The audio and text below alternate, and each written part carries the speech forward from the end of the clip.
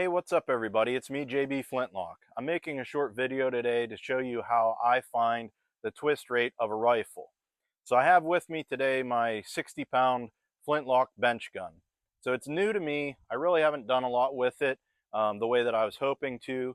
I'm not going to have it ready for friendship in a couple weeks, but I still want to, work with it and in the off season here, get it shooting. So there's nowhere stamped that I can see that it says the twist rate. So I like to know what I'm working with. Why is the twist rate important? Well, different twist rates do better at different things. So fast twist rates are typically suited for longer, slender bullets or conical shaped projectiles.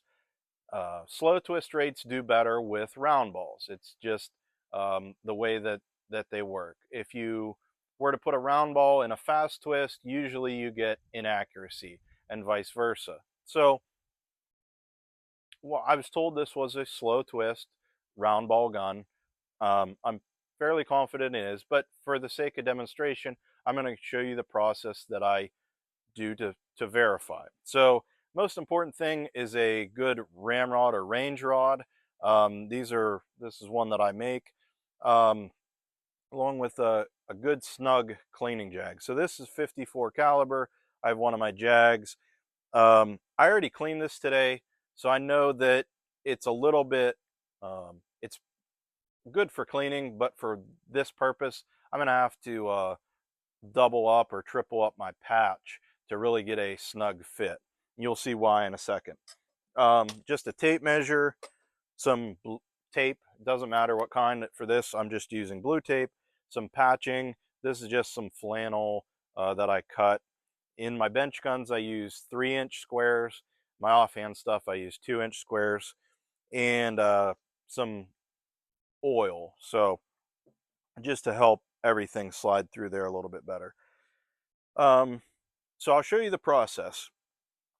So what I'm going to do is I'm going to triple up the, this has a false muzzle, which lets me load pretty tight and I can stuff it in there. So I'm going to triple up my patch, and I apologize if I step out of frame, but so I'm going to get that started. Yeah, it's good and snug, which is what I want.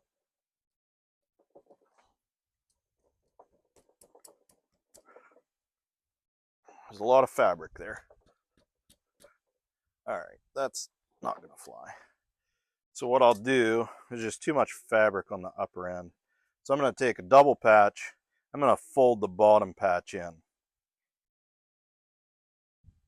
So that still gives me 3 layers, but without as much wrapping around the upper part of the jag and the rod. I think, yeah, that'll go well.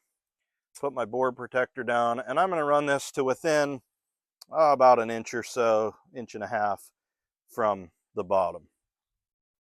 Then I'm going to take my blue tape, and this stuff's a little bit wide, so I'm going to tear it in half like this, and I'm going to make a flag. Now the position of this flag matters. It's easiest if you just do it at vertical at 12 o'clock,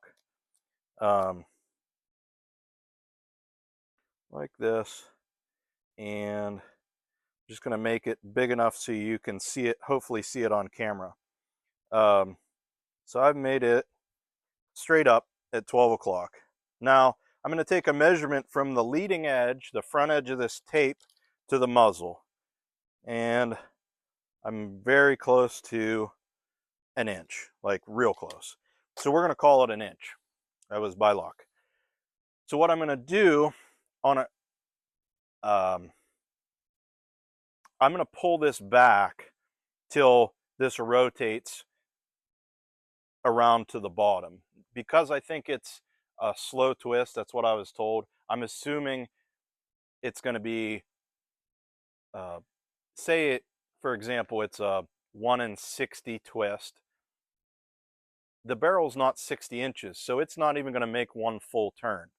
So assuming that's what it is, I'm not going to try and get a full turn out of my flag. I'm going to do a half turn, and then I'll just double that distance, and that will tell me what it is. So if you had a fast twist, say you were thinking it was quicker, you would pull this back till it made one full rotation, and that distance that it moves is going to be your twist rate. Um, but given what I believe this is, I'm only going to do a half rotation. So with the jag nice and tight in there, I'm going to start pulling it back, and we're going to watch the flag rotate around. Now, if you have a handle that rotates, it makes it a little easier. You don't want to stop it from rotating, so you want to pull and let it go around, and right about there is straight down. So we were at 1 inch from the muzzle to start, and now we are at 25 1/4. So minus 1 inch, 24 1/4. So that would be 48 1/2.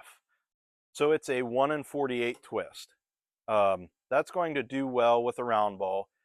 If it did not have a false muzzle, you would probably want it a little bit slower. But because of the false muzzle, it elongates the ball slightly, about 5 to 8%. So with that elongation, you can speed the twist rate up a little bit. So 1 48 twist, plenty good for this 54. Like I say, if you had enough barrel length, if I keep going with this to make one full rotation, I'm out. It didn't even make a full rotation of the flag. So you just kind of have to do that with these slower twists. If it were a fast twist, I would pull it out till I get one full rotation, measure that distance, and that's what it would tell me. So I hope that you found this video helpful and that you're able to put it to use maybe on some rifles that you have. If you have any questions, drop a comment below or reach out to me through my website, and I'll be happy to help as much as possible. All right, thanks, and I hope to see you on the range.